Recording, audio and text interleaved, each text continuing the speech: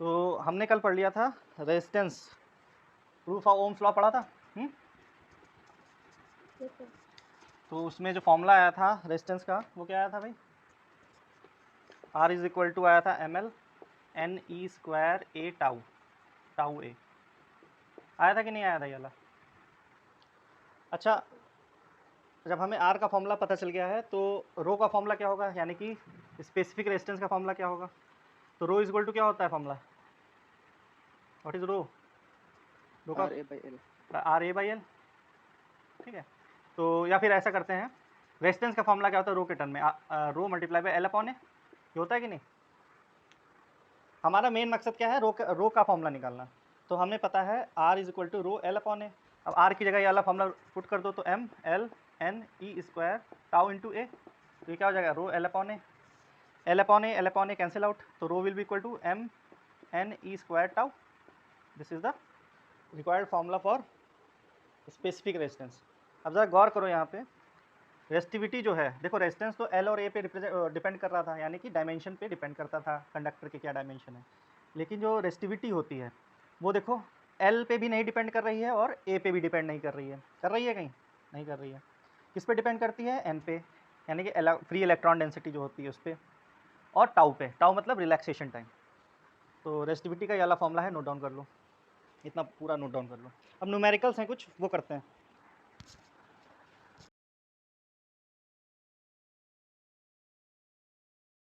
Copper wire has a resistance 10 ओम। ये ऐसे question बहुत आते हैं। ठीक है, तो रेजिस्टेंस बोला गया है 10 ओम वायर का। क्रॉस सेक्शनल एरिया ए वो दे रखी है 1 mm स्क्वायर। जिसने गलती की होगी यहीं पे गलती की होगी। 1 mm स्क्वायर में कितने मीटर स्क्वायर होंगे बताओ? mm में कितने मीटर होते हैं? 10 की पावर -3, तो क्या होगा 10 की पावर -3 मीटर का होल स्क्वायर, तो क्या हो जाएगा 10 की पावर -6 मीटर स्क्वायर। सोलह टू 10 वोल्ट दे रखा है और n दे रखा है 8 मल्टीप्लाई बाई 10 की पावर 28 इलेक्ट्रॉन्स पर मीटर क्यूब। तो सबसे पहले यहाँ पे गलती क्या होती है? एसआई यूनिट्स देखनी होती है। ओम है, मीटर स्क्वायर है, वोल्ट है और इलेक्ट्रॉन्स पर मीटर क्यूब है, यानी सब चीज़ें क्या है? एसआई यूनिट्स में है। अब हमें देखना है कि हमें निकालना क्या है? वीडी निकालना है, यानी कि ड्रिफ्ट वेलोसिटी निकालनी है। और ये एन को बड़ा ध्यान से करा करो, इसमें दिया हुआ है नंबर ऑफ इलेक्ट्रॉन्स पर क्यूबिक मीटर, यानी कि इलेक्ट्रॉन डेंसिटी दी है, स्मॉल एन दे रखा है, कोई दिक्कत की बात नहीं है, एज इट इज़ फॉर्मूले में हम यूज़ कर सकते हैं। अब फॉर्मूला क्या होता है? यहाँ पे कौन सा फॉर्मूला लगाओगे कि वी डी वी आर इन सब में रिलेशन कौन सा फॉर्मूला लगा सकता है? आई का फॉर्मूला क्या होता है? N E A V D होता है कि नहीं होता है? आई किसके बराबर होता है? वी अपॉन आर के बराबर होता है। I is equal to V upon R, N E A V D. देखो इसमें क्या क्या चीज़ें हमें पता है, बी पता है, आर पता है, एन पता है, ई स्मॉल ई क्या होता है 1.6 10⁻⁻19, ए पता है, वी डी निकालना है तो वी डी निकल जाएगा। तो V D is equal to V upon N E A R. V is equal to दे रखा है 10 वोल्ट, एन दे रखा भैया ये 8 × 10⁻18 28, और ई की वैल्यू 1.6 10⁻19, और ए दे रखा है भाई, ए हमने 10⁻6, और आर की वैल्यू दे रखी है 10। ठीक है, अब इसको सॉल्व कर लो, आंसर आ जाएगा तुम्हारा। तो V D is equal to आ रहा होगा 0.078 इंटू 10⁻³ मीटर पर सेकेंड। नोट डाउन कर लो, इसका नहीं हुआ है।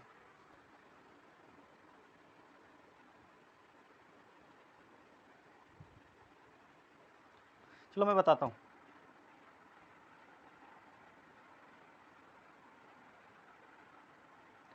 तो ध्यान से देखना, सबसे पहले जो चीज़ें दी हुई हैं, जो क्वांटिटीज़ दी हुई हैं, गिवन चीज़ें, वो देख लेते हैं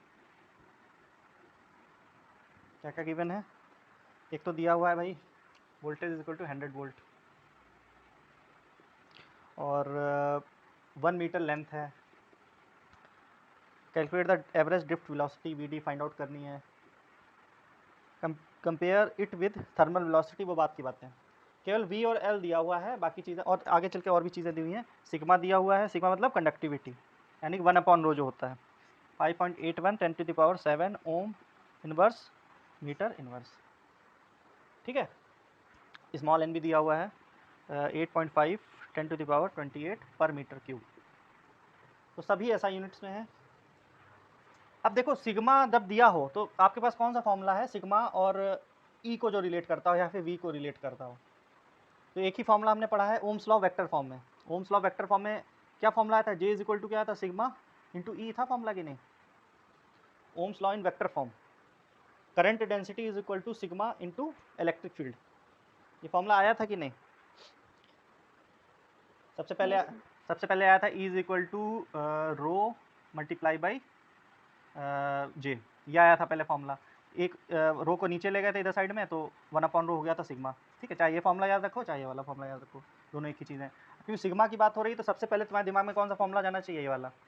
अब जे इज इक्वल टू क्या होता है, I upon A, J is equal to current upon area, sigma तो सिग्मा दे रखा है, ई की वैल्यू निकालनी पड़ेगी। ई का फॉर्मूला क्या होता है, वी अपॉन एल। अगर इलेक्ट्रिक फील्ड क्या हो, यूनिफॉर्म हो, तो फॉर्मूला क्या होगा, potential difference divided by length, तो V is equal to V upon L लिख दे रहा हूँ मैं। आई का फॉर्मूला क्या होता है, N E A V D, drift, हमारे दिमाग में क्या है, मुझे ड्रिफ्ट वेलोसिटी निकालनी है, तो आई का फॉर्मूला होता है N E A V D upon A, A से ए कैंसिल आउट हो गया, सिग्मा दे रखा है, बी की वैल्यू 100 है, अपॉन लेंथ है 1 मीटर।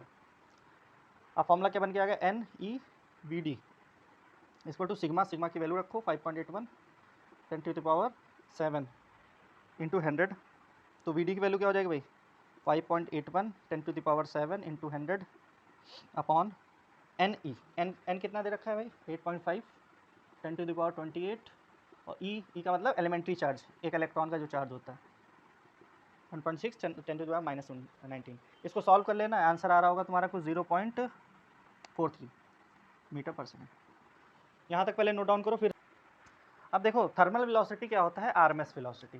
थर्मल वेलोसिटी का यहाँ पे मतलब क्या है, हमें बेसिकली क्या करना है, इस ड्रिफ्ट वेलोसिटी जो आया है इसको मुझे कंपेयर करवाना है थर्मल वेलोसिटी से। इसमें बोला गया calculate the average drift velocity of the electron, compare it with the thermal velocity at 27 degree Celsius.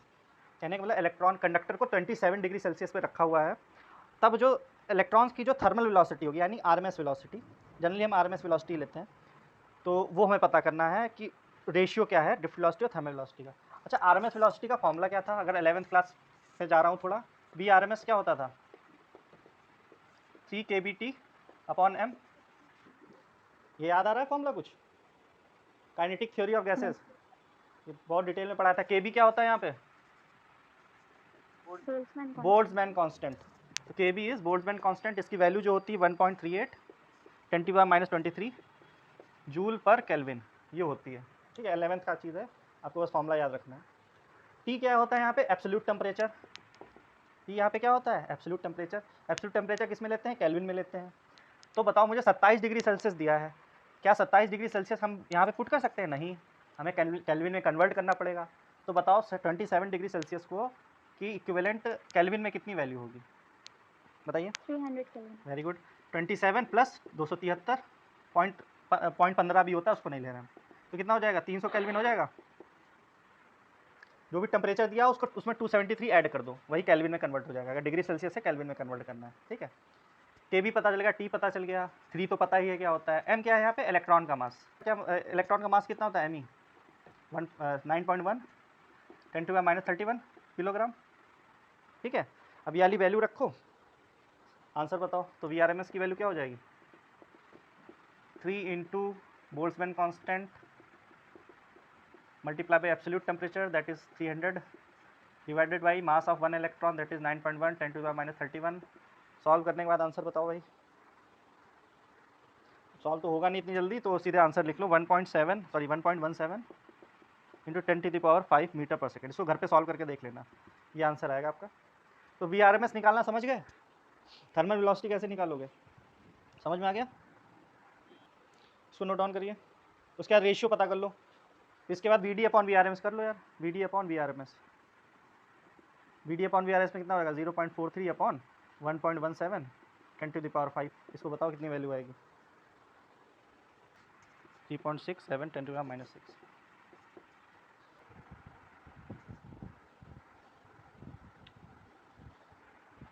Note हो गया क्वेश्चन।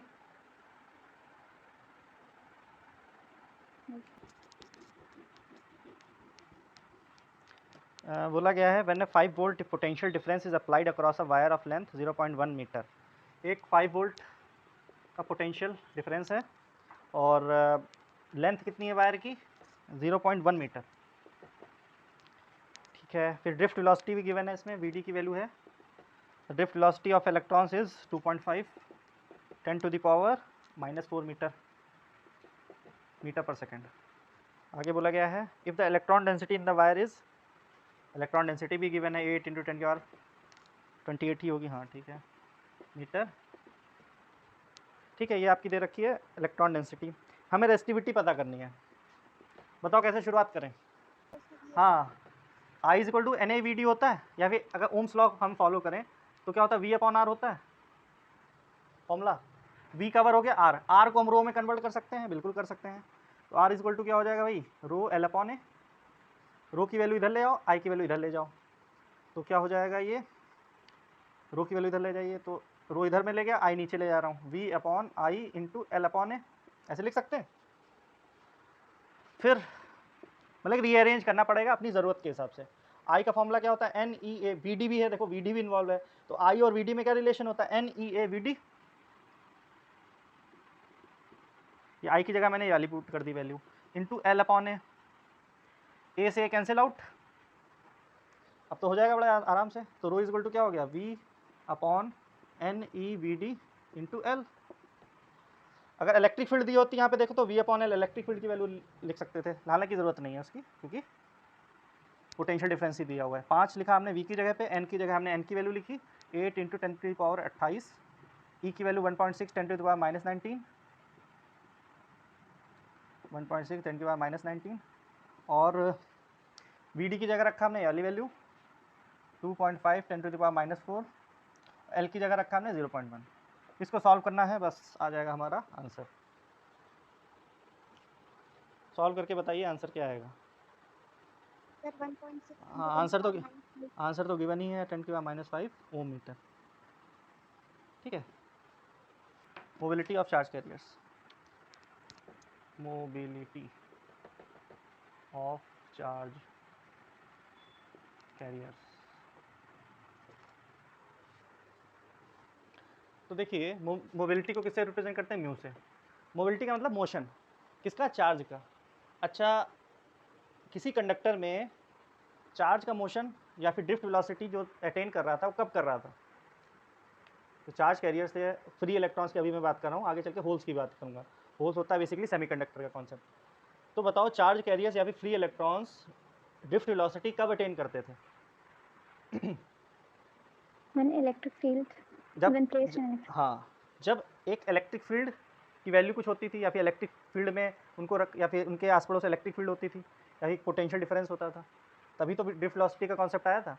कहने का मतलब है मोबिलिटी ऑफ चार्ज कैरियर्स को म्यू से रिप्रेजेंट करते हैं, और ये होता है रेशियो ड्रिफ्ट वेलोसिटी और इलेक्ट्रिक फील्ड का। कहने का मतलब ड्रिफ्ट वेलोसिटी कितनी अटेन की है चार्ज कैरियर्स ने इन यूनिट इलेक्ट्रिक फील्ड।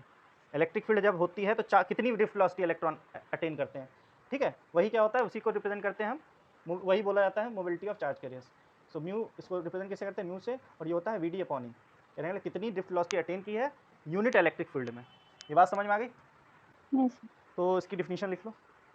ये क्वेश्चन काफ़ी बार पूछा गया मोबिलिटी। ठीक है, ज़्यादा नंबर में नहीं पूछा जाएगा, 1-2 नंबर में पूछा जाएगा, या फिर न्यूमेरिकल्स में निकालने को आ जाता है। तो इसकी डिफिनीशन लिखो, the mobility of charge carrier, the mobility of charge carrier is the drift velocity acquired by it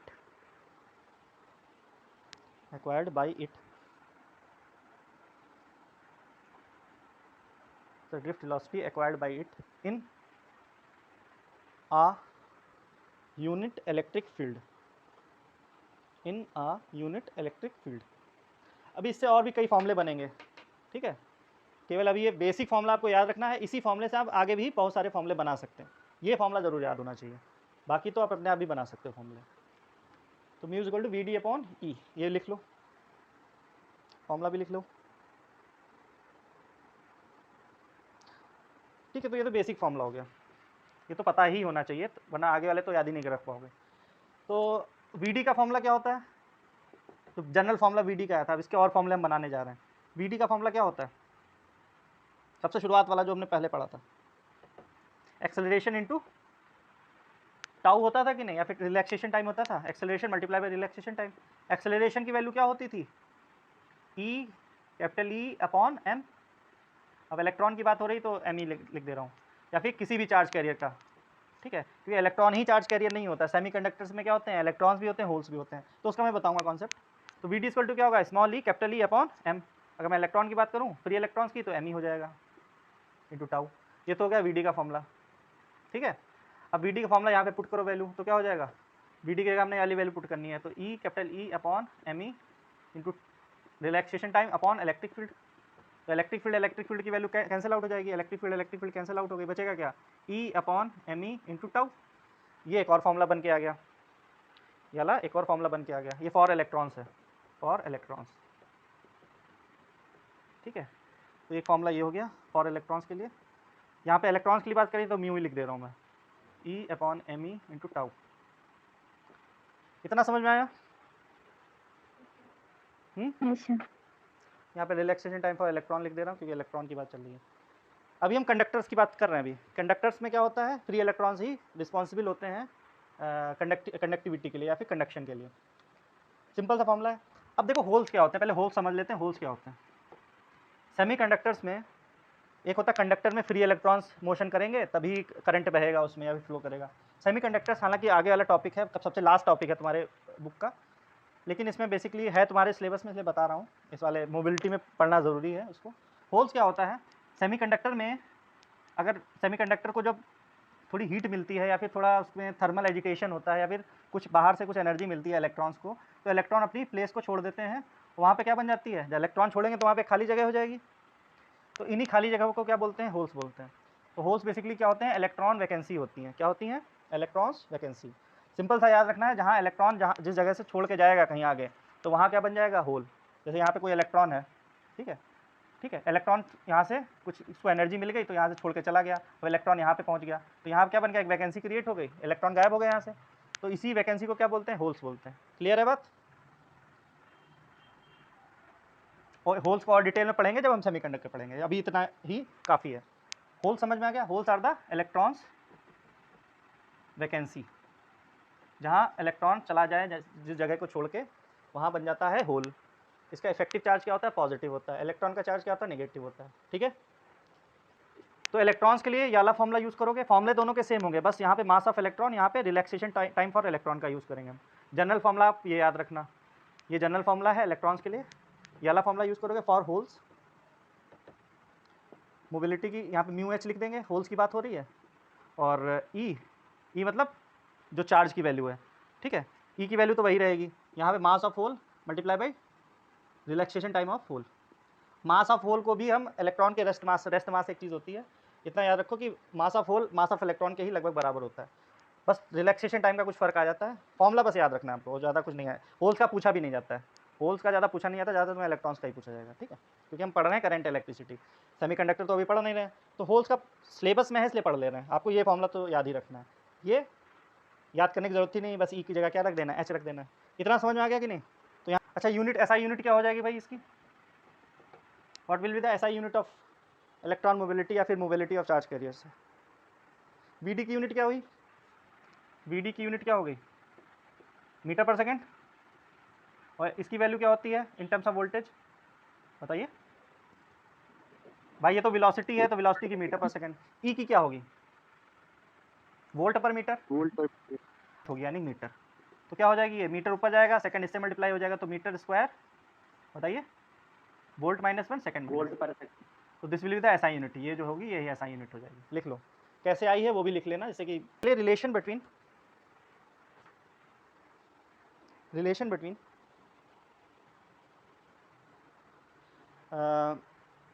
electric current and mobility of a conductor. Relation between electric current and mobility of a conductor. Conductor है कोई, तो उसका electric current और mobility के बीच में क्या relation होगा वो पता करना है। बड़ा आसान है, देखते हैं कैसे होगा। Relation between mu and I, mu और आई के बीच में रिलेशनशिप फाइंड आउट करनी है। अब देखो करंट, इलेक्ट्रिक करंट किसकी वजह से, हम कंडक्टर की बात कर रहे हैं अभी, तो कंडक्टर में करंट किसकी वजह से फ्लो होता है, फ्री इलेक्ट्रॉन्स की वजह से। तो यहाँ पे म्यू ई ले रहा हूँ, म्यू ई यानी कि इलेक्ट्रॉन की वजह से जो होता है। अगर मैं होल्स की बात करूँगा तो कुछ नहीं होगा, म्यू ई की जगह म्यू एच कर देना है, ठीक है, कोई भी डिफरेंस नहीं आना है। ये बात समझ में आई कि नहीं? कंडक्टर के लिए हमें म्यू यूज़ करना है क्योंकि इलेक्ट्रॉन की वजह से होता है ना कंडक्टर में करंट फ्लो, ठीक है। तो म्यू का फॉर्मूला क्या होगा भाई? यहाँ पे वी डी है तो ड्रिफ्ट वेलोसिटी फॉर वी लिख दे रहा हूँ मैं, ड्रिफ्ट वेलोसिटी फॉर इलेक्ट्रॉन, लेकिन है ये ड्रिफ्ट वेलोसिटी, यहाँ पे कंफ्यूज मत होना, दिस इज ड्रिफ्ट वेलोसिटी, ठीक है। अपॉन में अगर केवल वी डी लिखना चाहते हो तो आपकी मर्जी, आपको बस मतलब पता होना चाहिए उसका। अपॉन में ई। अच्छा, वी डी का फॉर्मूला क्या होता है करंट के टर्म में, या फिर वी का फॉर्मूला करंट के टर्म में क्या होता है? N E A V D, या वी सॉरी करंट का फॉर्मूला क्या होता है आई का? N E A V E होता है कि नहीं होता है? करंट का ये फॉर्मूला होता है कि नहीं? तो यहाँ से वी का फॉर्मूला क्या हो जाएगा, यानी ड्रिफ्ट वेलोसिटी का formula I upon N E A. या करंट है, ये इलेक्ट्रॉन डेंसिटी है, ये एक इलेक्ट्रॉन का चार्ज है, क्रॉस सेक्शनल एरिया है, ये ड्रिफ्ट वेलोसिटी ऑफ इलेक्ट्रॉन है, ठीक है। यहाँ पे मैंने वी इसलिए लिख दिया है क्योंकि अब दो चीज़ें आ गई हैं, इलेक्ट्रॉन और होल, तो कन्फ्यूज़न ना हो इसलिए हमने यहाँ पे इलेक्ट्रॉन वी ई लिखा है। तो वी का फॉर्मूला ये हो गया कि नहीं हो गया? अब वी का ये फॉर्मूला यहाँ पे पुट कर दो इस वाली इक्वेशन में, फर्स्ट वाली इक्वेशन में।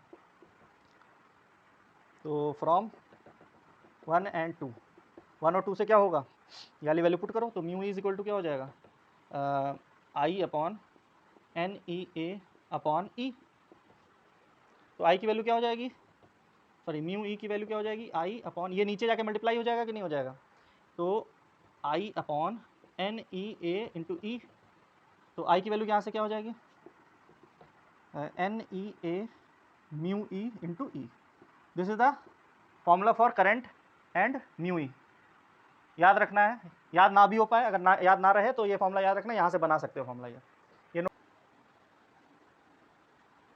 या तो सीधे कर सकते थे यहाँ पे वी डी की जगह जो एन ई वी डी होता है, ये जो वी, इसकी जगह हमने म्यू ई रख देना था, बात वही हुई है, ठीक है। यार रटने की कोई ज़रूरत नहीं है भाई। आई इक्वल टू क्या होता है, N E A V D होता है, या फिर N E A drift velocity होता है। ड्रिफ्ट वेलोसिटी का यहाँ से फॉर्मूला क्या हुआ, म्यू इंटू ई। तो देखो म्यू इंटू ई आ रहा है यहाँ पे, देखो वी डी की जगह पे। तो अब बात करते हैं सेमीकंडक्टर्स के लिए। तो लिखिए इसमें relation between electric current and mobility, ठीक है, relation between electric current and mobility, electric current. Exam में ज़्यादातर एग्ज़ाम में कंडक्टर ही पूछा जाएगा, सेमीकंडक्टर नहीं पूछा जाता है, लेकिन वही बात है आपकी बुक में है तो पढ़ा रहा हूँ मैं, क्योंकि अगर अभी नहीं पढ़ोगे आगे तो सेमीकंडक्टर में ये चीज़ पढ़नी ही है, सेमीकंडक्टर वाला जो है, इसलिए बता रहे हैं, कुछ ज़्यादा फ़र्क नहीं है। Electric current and mobility, semiconductor की बात हो रही है।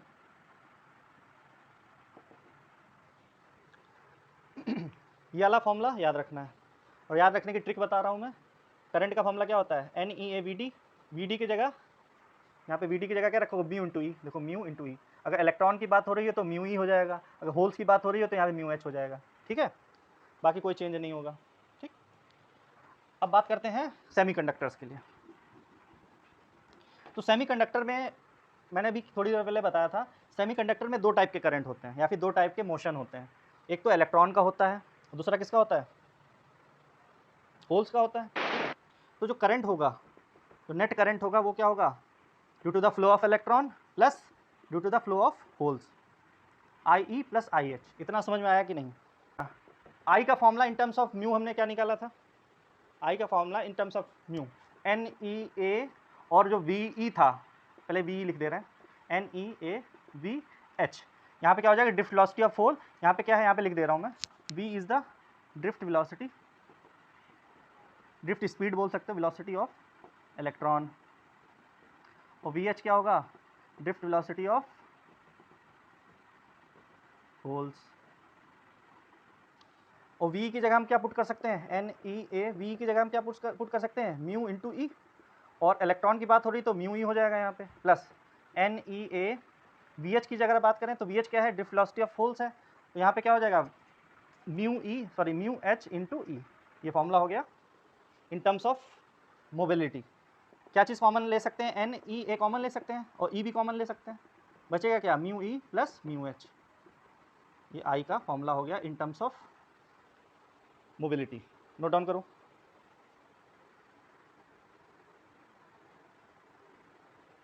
और एक और चीज़ है, ये एन क्या होता है, इलेक्ट्रॉन डेंसिटी होता है, तो एन कोई ज़रूरी नहीं सेम ही रहे। तो यहाँ पे अगर होल्स की वैल्यू क्या हो कोई जरूरी नहीं होती सेमीकंडक्टर में, हमेशा सेम रहे। सेम कब रहती है? जब इंट्रिंसिक सेमीकंडक्टर होता है। तो यहाँ पे ये भी चेंज कर लो, कॉमन लेना चाहो ले सकते हो, लेकिन अगर हम बात करें इन जनरल तो n मत लो। यहाँ पे इलेक्ट्रॉन्स का नंबर मान लेते हैं n है और होल्स का नंबर मान लेते हैं p है, ठीक है।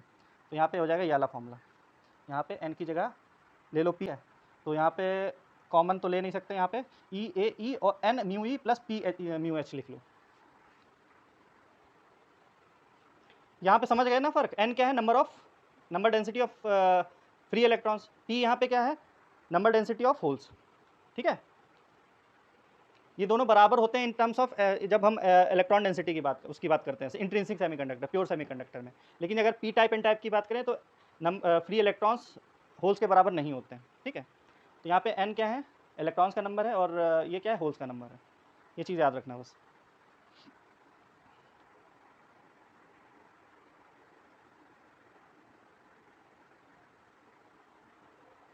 यहाँ पे लिख दे रहा हूँ, n number density of free electrons, h यहाँ पे p क्या है? Number density of holes. कितने होल्स पर यूनिट वॉल्यूम है और कितने free electrons per unit volume है। ये बात समझ में आ गई कि नहीं? दो कैसे यहाँ पे ई कर लेना यहाँ पे।